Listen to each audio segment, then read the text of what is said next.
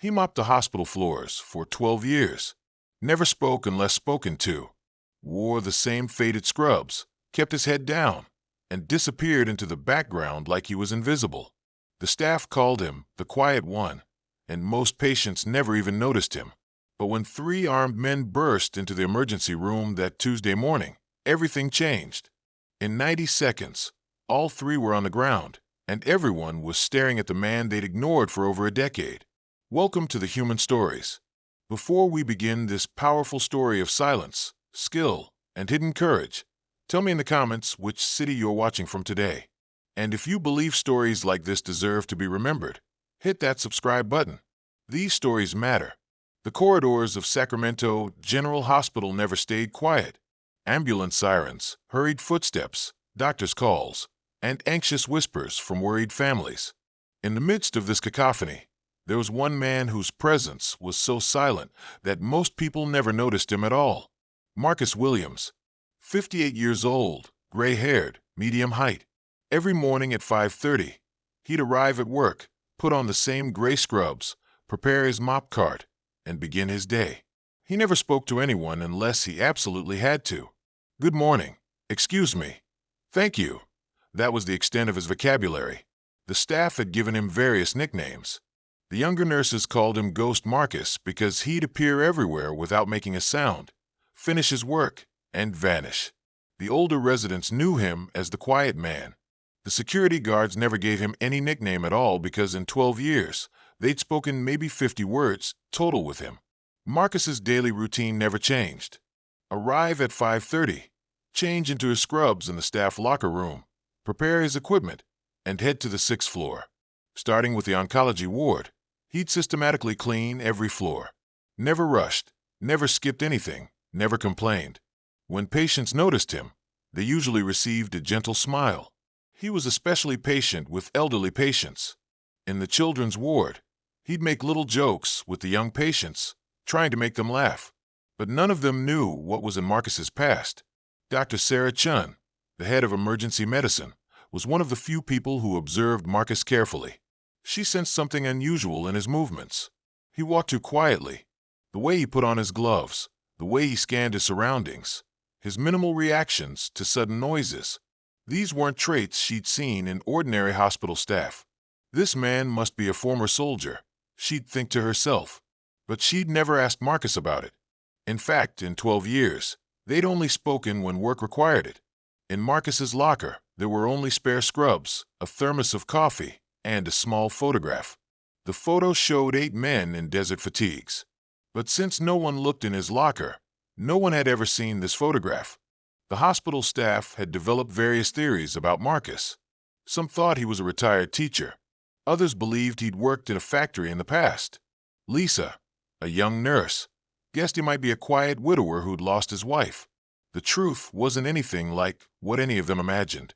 Marcus Williams had served in the U.S. Army Delta Force from 1985 to 2003. 18 years, 47 operations, 23 countries. From hostage rescue operations in Laos to covert missions in Somalia. But no one knew this because Marcus had never told anyone. After retiring in 2003, he tried to cope with trauma and PTSD. Therapists wanted him to talk. Old comrades invited him to reunions. Veterans associations called him to meetings. Marcus declined them all. He just wanted silence. The reason he'd found work at the hospital was simple. No one asked questions. When applying, he'd only listed his previous work experience as security. He'd given his former commander's phone number as a reference. The hospital administration had called, and the commander had said, "This man is reliable. He does his job." That was it. For 12 years, Marcus had been a perfect employee. Never took time off, never arrived late, never caused problems. He observed people but never interfered. There were minor fights in the hospital, theft attempts, aggressive behavior from patients' relatives, but Marcus never got involved in any of it. His job was cleaning, nothing else. Until that Tuesday morning. The wall clock showed 9:47. Marcus was cleaning the 3rd floor emergency room corridor. As always, he was quiet, careful, and methodical. Even his mop cart moved without making a sound. The emergency room was busier than usual that morning. 6 patients had arrived at once due to a traffic accident. Nurses were running around. Doctors were shouting orders. Marcus was invisible in the midst of this chaos. People walked around him as if he weren't there. Triage nurse Jennifer was reviewing a new patient's file when she passed by Marcus. "Sorry, Marcus," she said automatically. Marcus nodded and continued mopping. Dr. Chun was treating a heart attack patient in treatment room 3 at that moment. Nurse Rodriguez was preparing medication. The technician was taking an EKG. The hospital was in its daily routine. At 9:51, the main door opened. 3 men entered. At first glance, they looked like normal hospital visitors. Casual clothes, sneakers, one carrying a small bag. But Marcus knew the moment he saw them. Their way of walking was wrong. Too tense, too alert. Their eyes constantly scanned the surroundings, checking exits. The bulge in the bag was at the wrong angle. And most importantly, none of them looked sick. But what were they doing in the emergency room? Marcus didn't stop mopping, but all his senses went into alert mode. 18 years of experience. He felt that familiar tension spreading through every cell of his body. He'd missed this feeling and feared it. The 3 men approached the reception desk. The leader approached young nurse Susan. "Hello," he said in a calm voice. "We're looking for Dr. Emily Rodriguez." Susan looked at her computer. "Dr. Rodriguez is currently in surgery. Is this an emergency?" "Yes," the man said. Then he pulled out the gun from his pocket and pointed it at Susan's head.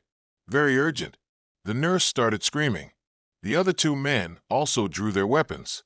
The emergency room instantly turned to chaos. Patients were shouting, staff running around, some trying to hide. "Nobody move." The leader shouted. "We just want Dr. Rodriguez. We won't hurt anyone." Marcus stood in the corner, mop in hand. He'd memorized most of the security cameras. The security guards were downstairs. It would take at least 2 to 3 minutes for them to get here. Even if police were called, 5 to 6 minutes. Too long. But most importantly, he knew why they wanted Dr. Rodriguez. It had been in the local newspapers last week. Dr. Rodriguez had refused to treat the wounds of an organized crime leader and had filed a complaint with the courthouse. Now it was time for revenge. Marcus evaluated his options. There were 23 people in the emergency room. Patients, nurses, doctors, visitors. 3 armed men, probably experienced. Not professionals, but determined. What would he have done in such situations 18 years ago? Analyze, plan, execute. But now he was 58 years old, and all he had was a mop. The first man was using Susan as a hostage to gather the staff. The second man locked the door, controlling the exit. The third man started checking patient rooms. Standard procedure. Marcus slowly pushed his mop cart toward the wall. No one noticed him. 12 years of invisibility would finally pay off. "Where is Dr. Rodriguez?" The leader shouted. "Bring her here now." "She's in surgery," trembling Jennifer said. "4th floor. We can't bring her down right now." The man angrily fired his gun in the air. Ceiling tiles shattered, everyone screamed. "Don't lie. Bring her down here, or else." Marcus moved.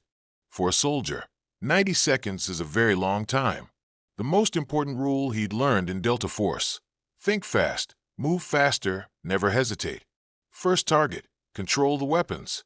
Second target, protect civilians. Third target, eliminate the threat. Marcus took the cleaning spray from his mop cart. It contained ammonia. When it contacted eyes, it would cause temporary blindness. Then he gripped the mop handle. Aluminum, light but hard. Used at the right angle, it was an effective weapon. The leader was still holding Susan hostage, shouting at other staff. The second man was standing near the door. The third man had come out of the patient rooms and was returning to the group.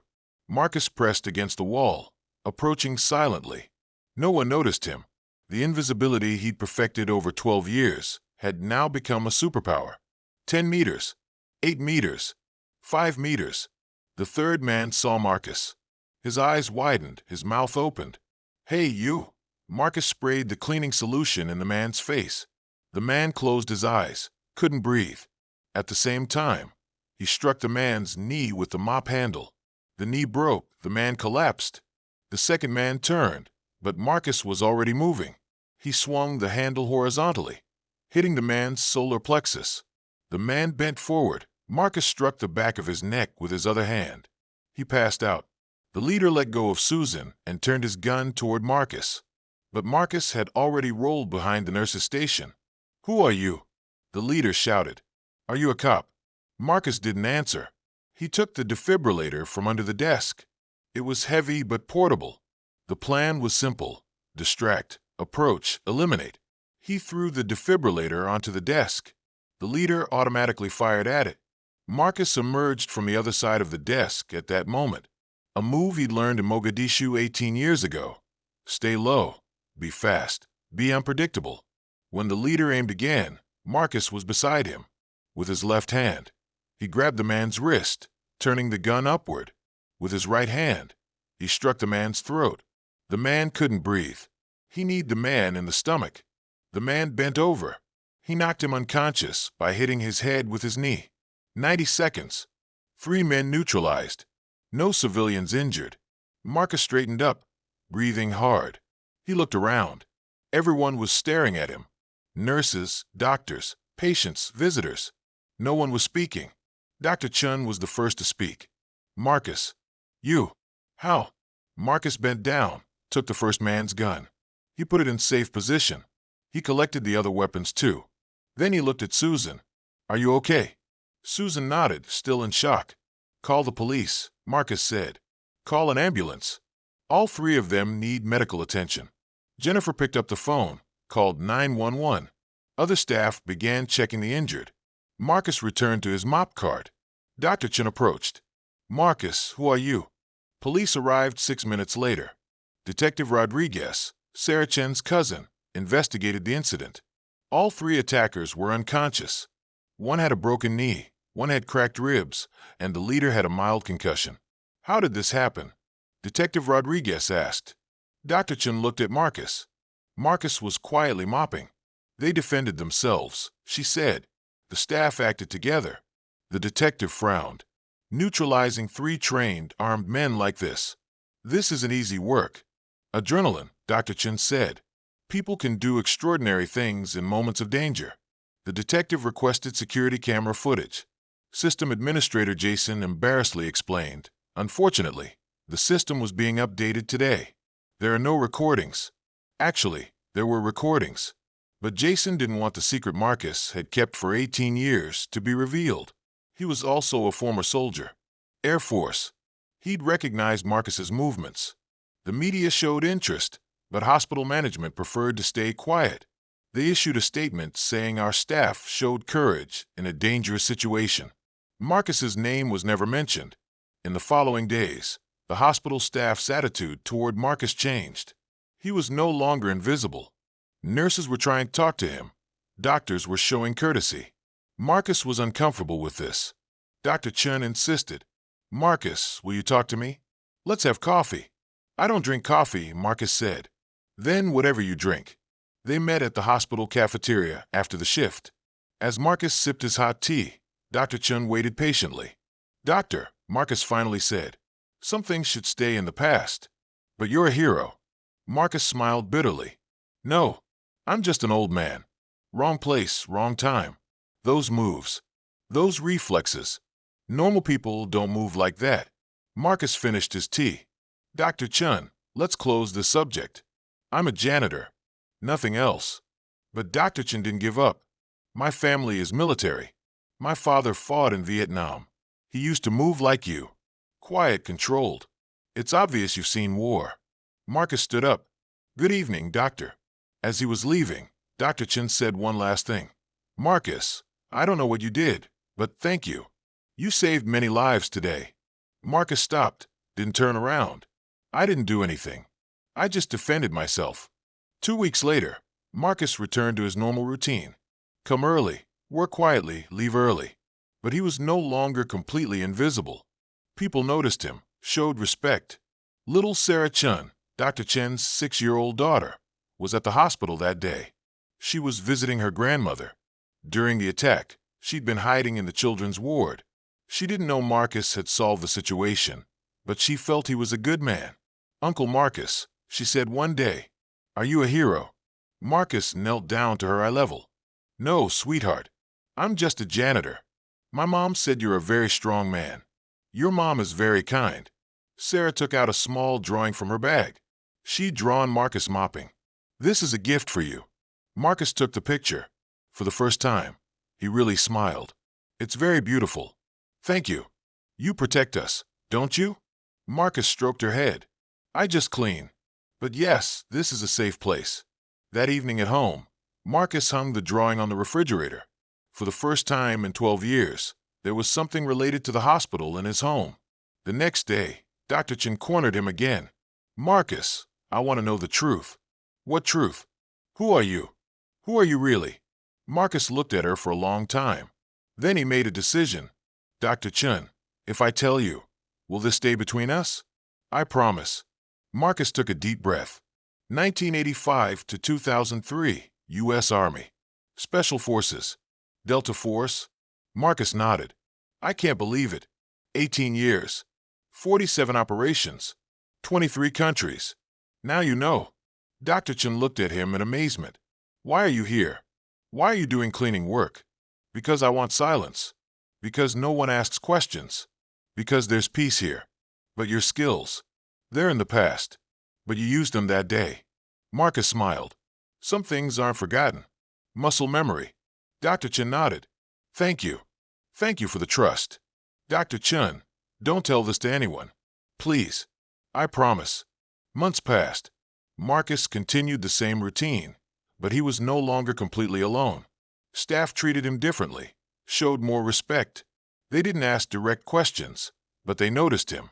Security Chief Jake, a former cop, started talking to Marcus. Man, you've had training. It's obvious. A little, Marcus said. I was a cop too. There's professionalism in your movements. Marcus smiled. Experience. Jake didn't continue. Some things shouldn't be questioned. Hospital management offered Marcus a promotion.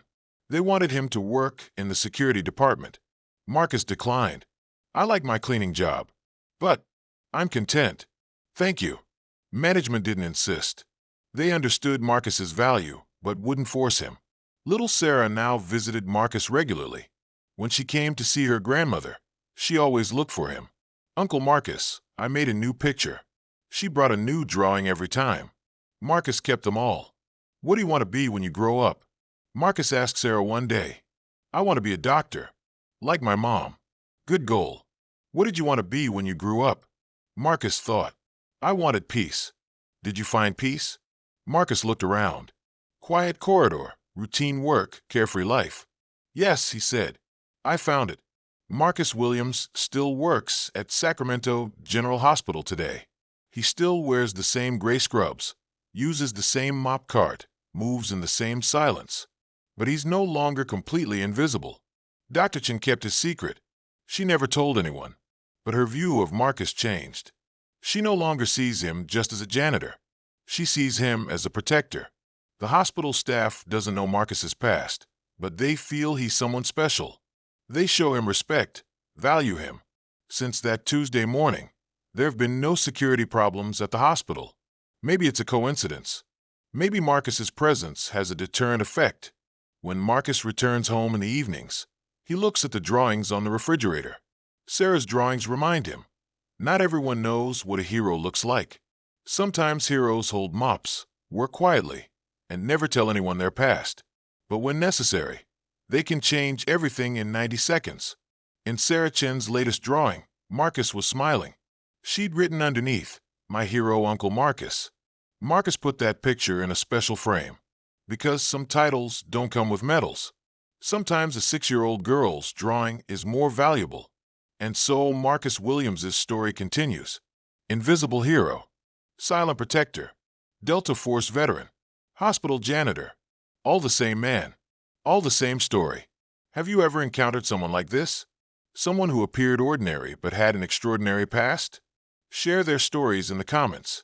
Because at the Human Stories, we believe that real heroes don't always make noise. If you like this story, subscribe and share. Stories like this need to be heard. See you in the next story. Until then, if you see someone working quietly in a hospital, look twice. Maybe they have an untold story too.